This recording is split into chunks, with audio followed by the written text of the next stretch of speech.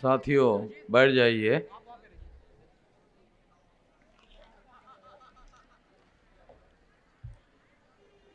अभी बहुत सारे लोगों की ख्वाहिश थी,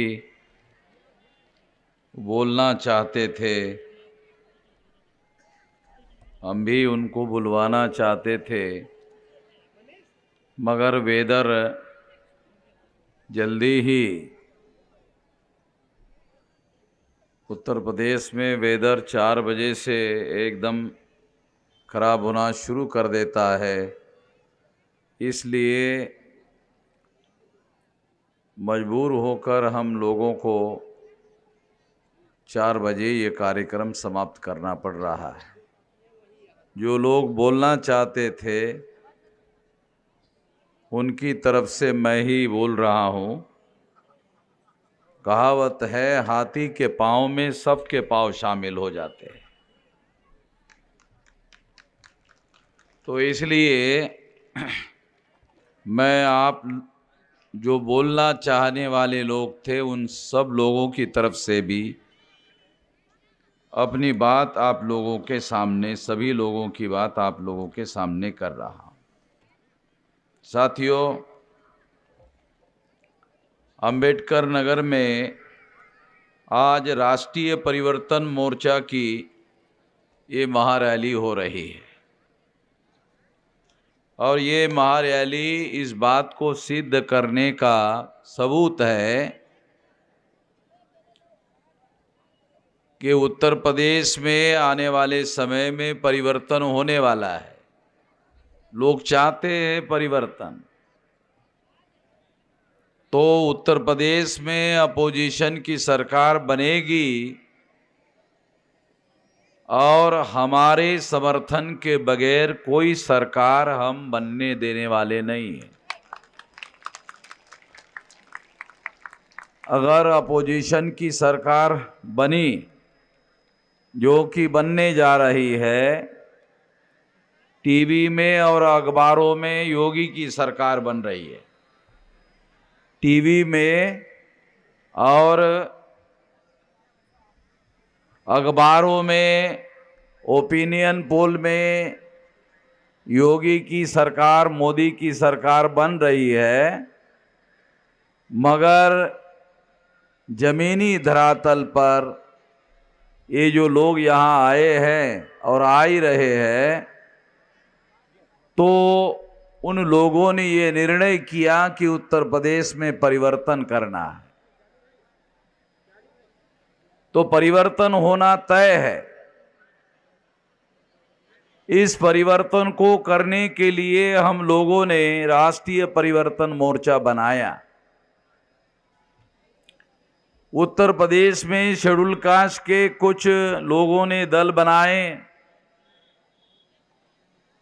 बैकवर्ड क्लासेस के लोगों ने कुछ दल बनाए, माइनॉरिटी के लोगों ने कुछ दल बनाए। ऐसे 31 पार्टी के लोग मिलकर मेरे पास आए और उनका ये कहना था कि आपके नेतृत्व में उत्तर प्रदेश में चुनाव लड़ा जाएगा। तो हमने उनको कहा, हम तो राजनीतिक आदमी है नहीं, हम तो किसी राजनीतिक दल के सदस्य नहीं हैं। फिर भी उन्होंने कहा कि नहीं, आपके नेतृत्व में ही उत्तर प्रदेश में चुनाव लड़ा जाएगा। तो हम लोगों ने निर्णय लिया कि हमें अपने लोगों को, मूल निवासी बहुजन समाज के लोगों को शासक वर्ग बनाने के लिए ऐसा जरूर करना चाहिए। इसलिए ये प्रस्ताव हमने स्वीकार किया कि हम लोग उत्तर प्रदेश में शासक वर्ग बनाना चाहते हैं और ये शासक वर्ग बनाने के लिए हम लोगों ने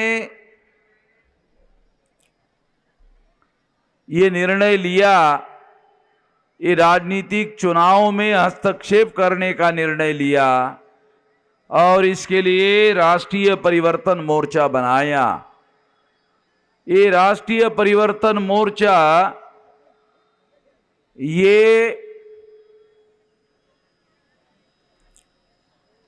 एक गठबंधन है।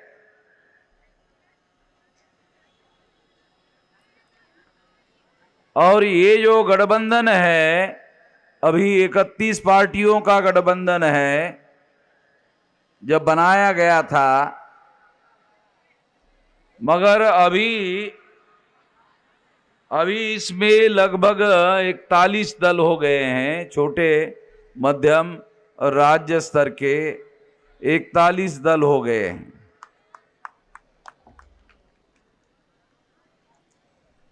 तो इस तरह से ये इतने सारे दलों का मिलकर राष्ट्रीय परिवर्तन मोर्चा गठबंधन बनाया गया है।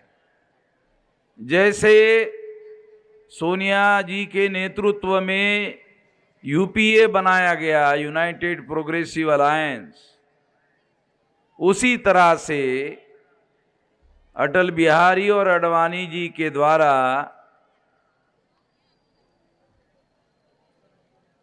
एनडीए बनाया गया, नेशनल डेमोक्रेटिक अलायंस।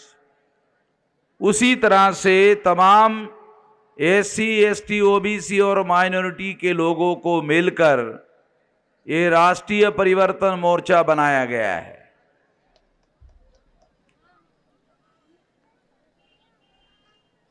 ये राष्ट्रीय परिवर्तन मोर्चा अभी उसको उत्तर प्रदेश में आजमाया जा रहा है और फिर बाद में 2024 में दिल्ली में जो सरकार बनती है लोकसभा की, उसके लिए दोबारा प्रयोग किया जाएगा। इसलिए ये राष्ट्रीय परिवर्तन मोर्चा बनाया गया है। साथियों,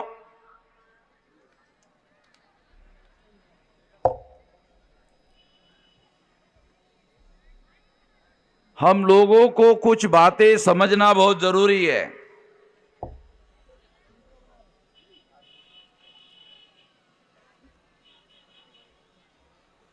कुछ बातें मैं आप लोगों को इस देश में समझाना चाहता हूं।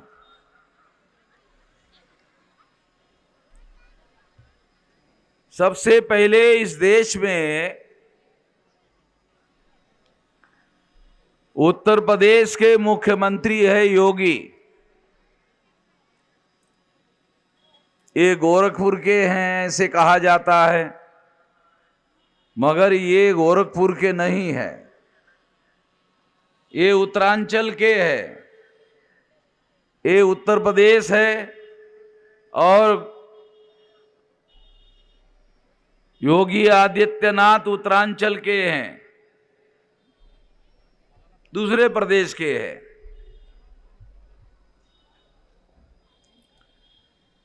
उनको भारतीय जनता पार्टी के लोगों ने उत्तर प्रदेश का मुख्यमंत्री बनाया, ये सोचकर बनाया कि उत्तर प्रदेश में जो 23 करोड़ की जनता है, उसमें एक भी लायक आदमी उनको दिखाई नहीं दिया जिसे मुख्यमंत्री बनाया जा सके। यानी भाजपा के जो लोग हैं, उनको 23 करोड़ की प्रजा में एक भी आदमी ऐसा दिखाई नहीं दिया जिनको मुख्यमंत्री बनाया जा सकता है। इवन भाजपा के अंदर नहीं मिला, क्योंकि योगी आदित्यनाथ तो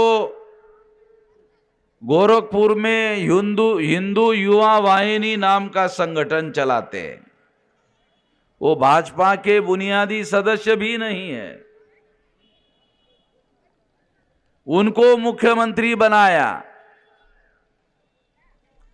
और उत्तर प्रदेश में 23 करोड़ प्रजा का अवमान किया अपमान किया कि एक भी आदमी उनको लायक नहीं मिला। इस योगी आदित्यनाथ को उन्होंने मुख्यमंत्री बनाया।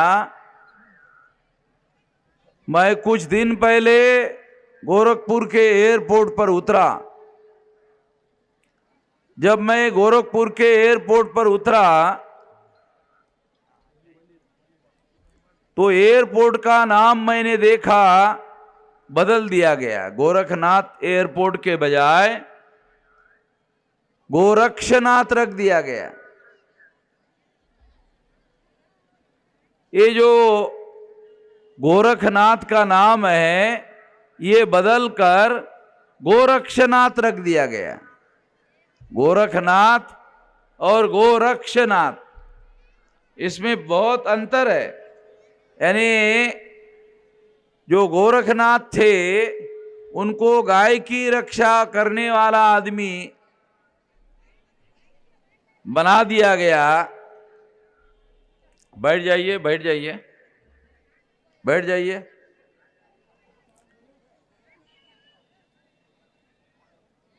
तो मैं कुछ बातें आप लोगों को समझा रहा हूं, उसे आप थोड़ा सा सुन लीजिए ध्यान से। तो इस तरह से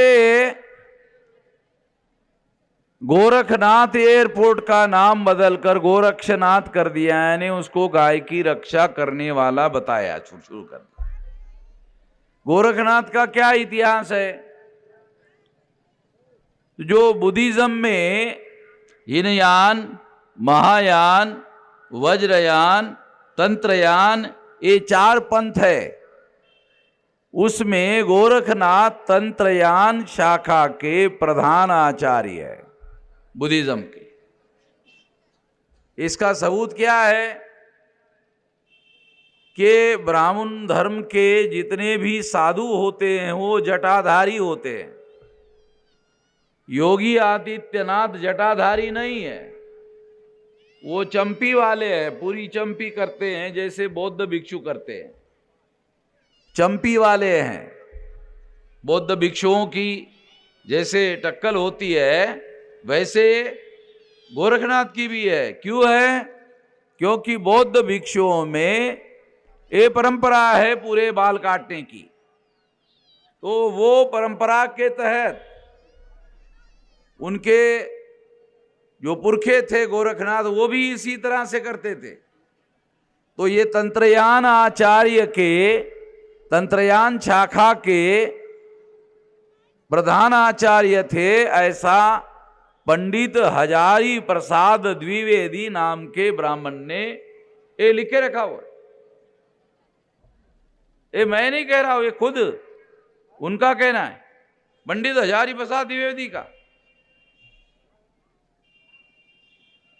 दूसरा, वो भगवाधारी कपड़े पहनते हैं। वो भगवा कपड़ा भी ये बौद्ध के भिक्षु जो है वो पहनते हैं। तो योगी आदित्यनाथ ने अपने गुरु का नाम गोरखनाथ के जगह गोरक्षनाथ करने के लिए अनुमति दी। उसके बदले में योगी आदित्यनाथ को मुख्यमंत्री बनाया गया और इस तरह से योगी आदित्यनाथ ने अपने गुरु के साथ धोखा करने का काम किया। जो अपने गुरु के साथ धोखा करता है वो प्रजा के साथ क्या प्यार करेगा? जिसने गुरु के साथ धोखा किया, और मैं कई जगह बोला, अभी तक कोई जवाब नहीं दिया, ना कोई जवाब है। मैंने पहले कहा था कि ये अयोध्या जो है, ये लोग कहते हैं कि सरयू नदी के किनारे पर बसी है। तो मैंने कहा था नहीं नहीं, ये घाघरा के किनारे बसी हुई है। योगी ने अपने मंत्रिमंडल में रेजोल्यूशन पास किया कि आज से इस नदी का नाम घाघरा नहीं होगा, सरयू होगा। तो मेरी बात सच निकली। डॉक्यूमेंट में ये रेजोल्यूशन में लिखना पड़ा कि आज से इसका नाम घाघरा नहीं होगा, सरयू होगा। यानी आज के पहले घाघरा था, मगर आज से होगा। हो गया साबित। मैं कुछ दिन पहले उस नदी के पास से गुजर रहा था, तो बोर्ड अभी भी घाघरा का ही लगा हुआ है, वो ऐसे अभी बदला नहीं है। वहां मंत्रिमंडल में बदल दिया। मैं ये इसलिए कह रहा हूं कि ये धोखाधड़ी हो रही है और धोखेबाज लोगों से हम लोगों को सावधान रहने की जरूरत है। एक तो ये बात मैं आप लोगों को बता रहा हूं। दूसरी बात, नरेंद्र मोदी देश के प्रधानमंत्री हैं और वो डेली विकास विकास विकास विकास विकास और विकास, केवल विकास की बात करते हैं। नरेंद्र मोदी केवल विकास की बातें करते रहता है और कहता है कि उत्तर प्रदेश में हमने 3-3, 4-4 एक्सप्रेस हाईवे रोड बना दिया। अब बना तो दिया, बात तो सही है, मगर उस हाईवे ने 1 लेन रोड था 2 लेन बनाया, 2 लेन रोड था 4 लेन बनाया, 4 लेन था 6 लेन बनाया, 6 लेन था 8 लेन बनाया। उसमें लिख दिया यहां पर बैलगाड़ी लेकर नहीं चल सकते, यहां साइकिल लेकर नहीं चल सकते हैं, यहां पर मोटरसाइकिल लेकर नहीं चल सकते हैं, यहां केवल 4 व्हीलर गाड़ी चलेगी। इसका मतलब यह है कि ये लोगों ने जो रोड बनाए उस पर हमारे लोगों को चलने भी नहीं देना चाहते। तो ये विकास क्या करने का?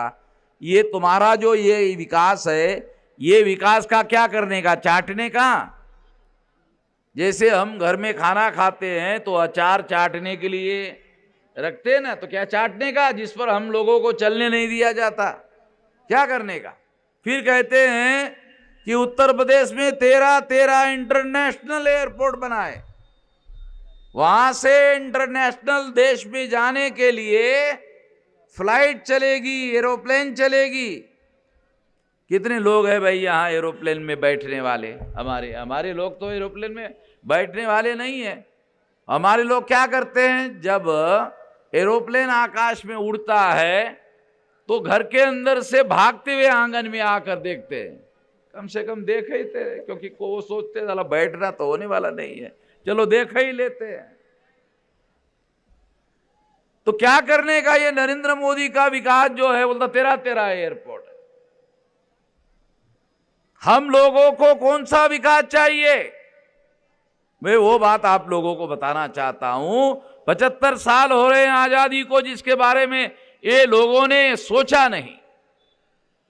हमारे लोगों को बहुत कुछ नहीं चाहिए, हमारे लोगों को सम्मान से रोटी, कपड़ा और मकान चाहिए, वो भी हमें अपने मेहनत का चाहिए। ये लोग 5 किलो अनाज मुफ्त में दे रहे हैं। अरे ये मुफ्त का खाने से हराम का खून पैदा होगा। ये मुफ्त का 5 किलो नहीं चाहिए हम लोगों को। हम लोग हजारों सालों से मेहनत कश लोग हैं और मेहनत करके खाने वाले लोग हैं। हमको मेहनत करने के लिए रोजगार चाहिए। तुम मुफ्त में दे रहे हो, अरे हमको रोजगार चाहिए। 75 साल में तुम लोगों ने रोटी, कपड़ा और मकान इज्जत से देने का काम नहीं किया। नरेंद्र मोदी बड़ी बड़ी विकास की डींगे हाँकता है, मगर रोटी, कपड़ा और मकान की व्यवस्था नहीं कर पाया। दूसरा, हम लोगों को क्या चाहिए? शिक्षा। हमारे लोगों को शिक्षा चाहिए कि गांव में स्कूल चाहिए। 2 लाख गांवों में 75 साल की आजादी में सरकार का आंकड़ा है, 2 लाख गांवों में स्कूल ही नहीं है। 6.5 लाख गांव हैं। 6.5 लाख गांवों में से 2 लाख गांवों में स्कूल ही नहीं है। वहां के बच्चों को अपने गांव से आगे 3 किलोमीटर, 5 किलोमीटर, 7 किलोमीटर चलते हुए जाना पड़ता है। तो योगी ने मंत्रिमंडल में रेजोल्यूशन पास किया कि उन बच्चों को जो 3 किलोमीटर, 5 किलोमीटर, 7 किलोमीटर पैदल चलते हुए जाते हैं, उनको रोडवेज की बस में बैठने के लिए टिकट नहीं लगेगा, फ्री बैठने को मिलेगा, फ्री बैठने को मिलेगा। तो हमने गांव में कुछ लोगों को भेजा, जाओ भाई सर्वे करो, पता करो कि बच्चों को बैठने को मिल रहा क्या रोडवेज के बस में। तो बच्चों ने बताया, माँ बाप ने बताया, हमारे गांव में तो गाड़ी आती ही नहीं है, रोडवेज की बस आती ही नहीं है, आएगी तो बैठने को मिलेगा, और गांव में गाड़ी आएगी ही नहीं तो बैठने को कहां से मिलेगा। जब गाड़ी आएगी तो फ्री में बैठेंगे, गाड़ी ही नहीं आएगी तो फ्री में कहां से बैठेंगे। कौन आदमी जाकर छानबीन करता है कि गांवों में बसें ही नहीं आ रही है। तो 2 लाख गांवों में स्कूलों की व्यवस्था नहीं 75 साल में। ये नरेंद्र मोदी बैकवर्ड क्लास का प्रधानमंत्री है। बैकवर्ड क्लास का है तो बैकवर्ड क्लास के ही लोगों को स्कूल चाहिए, स्कूल की व्यवस्था नहीं किया। काय का विकास कर रहे हो, किस चीज का विकास कर रहे हो।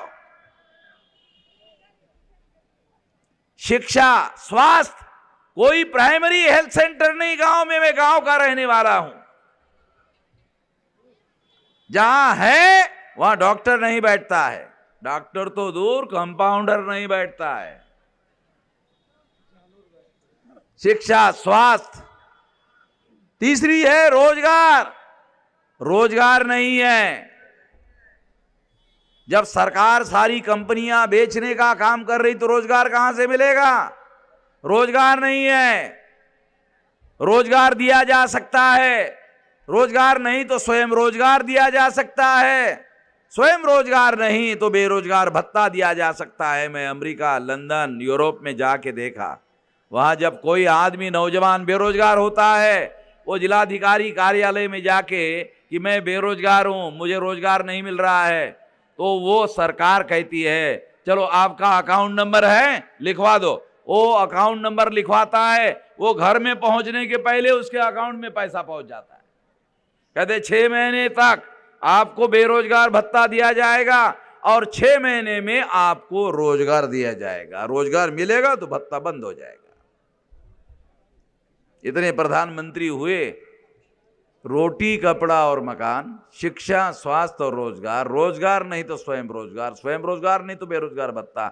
इतना छोटा काम, इतना छोटा काम ये प्रधानमंत्रियों ने इतना छोटा काम नहीं किया। इसलिए कहता हूं कि ये जो प्रधानमंत्री हुए हैं, जिन्होंने ये छोटा काम नहीं किया, ये साधारण लोगों की नजर में ये सारे प्रधानमंत्री नालायक लोग हैं। इनको मैं नालायकी का सर्टिफिकेट देता हूं कि ये नालायक लोग हैं। 75 साल तक इनको मौका मिला, इतना छोटा काम नहीं कर पाए। बड़ी बड़ी डींगे हाँकते हैं। गरीब के लिए विकास क्या करने का, जब ये काम नहीं है, इतने छोटे काम नहीं किए। तो इसलिए साथियों, इन लोगों को बदलना होगा। जब 75 साल तक इन लोगों ने आप लोगों के साथ धोखा किया, 26 जनवरी 1950 को संविधान दिया और संविधान में बाबा साहब आंबेडकर ने आपको एक मूल्यवान अधिकार दिया, वोट का अधिकार।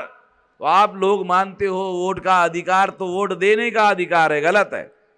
वोट का अधिकार वोट देने का अधिकार नहीं, वोट का अधिकार शासक बनने का अधिकार है।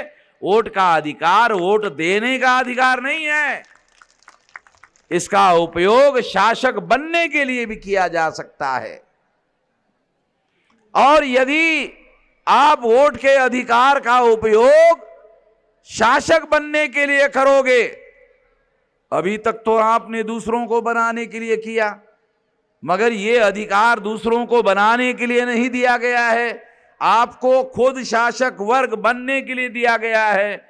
इसके लिए अगर आप कोशिश करते हो, प्रयास करते हो, हां इसमें रुकावट ईवीएम मशीन की है, इन्हीं लोगों ने ईवीएम मशीन लाया और सुप्रीम कोर्ट में ईवीएम मशीन की लड़ाई मैंने लड़ी। मैंने ही ईवीएम मशीन को 24 अप्रैल 2017 को पेपर ट्रेल मशीन लगवाया। किसी अखबार वालों ने खबर नहीं छापी, मैंने ही लगवाया। 2019 के चुनाव में सारे देश भर में ईवीएम को जो पेपर ट्रेल मशीन लगी, पेपर ट्रेल क्यों लगाई गई? तो ईवीएम में घोटाला होता था। ईवीएम में इलेक्ट्रॉनिक रिकॉर्ड में आपका वोट किसी और के नाम पर ट्रांसफर होता था, वो रोकने के लिए पेपर ट्रेल मशीन लगाया गया। अब पहले एक मशीन होती थी, अब 2 मशीन हैं। एक मशीन ईवीएम मशीन है, अगर वो वोटों की चोरी करती है तो पेपर ट्रेल मशीन चोरी पकड़ने का काम करती है। ये मशीन लगाई गई है। तो इसलिए आप लोगों को पूरे ताकत के साथ, पूरे शक्ति के साथ आने वाले समय में वोट का उपयोग और प्रयोग करना है शासक बनाने के लिए अपने लोगों को। अब मैं आखिरी बात कहना चाहता हूं, बहुत ज्यादा बात, लंबी बात नहीं कहना चाहता। उत्तर प्रदेश में समाजवादी पार्टी की ये मान्यता है कि वो अकेले ही बीजेपी को परास्त कर सकती है। गलत बात है, 200% गलत है। बिल्कुल संभव नहीं है कि अकेले समाजवादी पार्टी बीजेपी को हरवा देगी, गलत बात है। मेरे से स्टैम्प पेपर पर लिखवा लेना, मैं 90 से उत्तर प्रदेश में काम कर रहा हूं, महाराष्ट्र का रहने वाला हूं, और उत्तर प्रदेश में 90 से संगठन ने मुझे यहां लगाया, तो 90 से मैं जानता हूं उत्तर प्रदेश के जमीनी हालात को। बीजेपी को अगर परास्त करना है तो महागठबंधन बनाना होगा। अभी हम लोगों ने 41 पार्टियों के मिलकर, पॉलिटिकल पार्टियों ने मिलकर गठबंधन बनाया। हम वाम से भारत मुक्ति मोर्चा और बहुजन क्रांति मोर्चा से इसका बाहर से समर्थन करेंगे, दूसरी ताकत। तीसरी ताकत बहुजन मुक्ति पार्टी की, जिसका 403 विधानसभा में अगर किसी से गठबंधन होता है या नहीं होता है, 403 लोग चुनाव लड़ सकते हैं। ऐसी व्यवस्था, ऐसा नेटवर्क बन चुका है। अगर इसके साथ समाजवादी पार्टी आती है तो ये महागठबंधन होगा, बीजेपी 200% गारंटी से हार जाएगी। अगर इसके साथ में कांग्रेस आती है तो ये महागठबंधन होगा, बीजेपी हार जाएगी। महागठबंधन के बगैर बीजेपी उत्तर प्रदेश में हारने वाली नहीं है। और हम लोग उत्तर प्रदेश में बीजेपी को परास्त करने के लिए महागठबंधन बनाना चाहते हैं। इसके लिए हमारा प्रयास चल रहा है। तो इसलिए यकीन है, विश्वास है कि महागठबंधन बनेगा तो विकल्प खड़ा होगा, विकल्प खड़ा होगा तो ध्रुवीकरण होगा, ध्रुवीकरण होगा तो बीजेपी को परास्त करना संभव होगा। ऐसा करना होगा, हम अपने तरफ से ये करेंगे और आपको अपने अपने इलाके में इस परिवर्तन मोर्चा को गांव-गांव में फैलाना है और बूथ लेवल का संगठन खड़ा करना है। आपके पास अभी समय है, बूथ लेवल का बहुत सारा बन चुका है, और जो जहां भी कमियां है, खामियां है, बूथ लेवल पर कमेटियां बनाओ, और जिस दिन वोट होगा उस दिन कोई आदमी काम पर नहीं जाएगा, घर में रहेगा, और जो वोट को नहीं जाएगा उसको घर से उठाकर वोट डालने के लिए लेके जाओ, उसको वोट डालने के लिए कहो, तैयारी करो। ऐसा करोगे, उत्तर प्रदेश में आपका समाज, Bahujan Samaj, SC, ST, OBC और माइनॉरिटी मिलकर बहुजन बनता है। शेड्यूल कास्ट अकेले बहुजन नहीं है। Schedule caste, schedule tribe, nomadic tribe, MBC, OBC, minority, Muslim, Sikh, ईसाई, बुद्धिस्ट, जैन, लिंगायत, ये मिलकर बहुजन बनता है। और ये बहुजन देश का शासक वर्ग बनेगा तो हम खुद फैसला लेने लायक हो जाएंगे। अभी हम मांग कर रहे हैं कि ये करो वो करो, नहीं, हम खुद ही शासक वर्ग बनेंगे तो खुद ही फैसले लागू कर देंगे, खुद ही फैसले लेंगे। खुद फैसले लेने वाले हमें बनना है और हमें किसी के पास जाकर टिकट मांगने की जरूरत नहीं है। अभी टिकट छापने का कारखाना हमने ही खोल दिया है। अभी टिकट मांगने के लिए कहीं जाएंगे नहीं। हमारे लोगों को मांगने की बहुत आदत है, ये दो वो दो, ये दो वो दो, मांगते रहते हैं।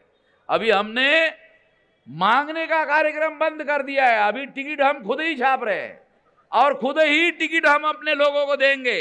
अभी टिकट मांगने की जरूरत नहीं है। अभी हम मांगते रहना नहीं चाहते, मांगने वाले नहीं रहना चाहते।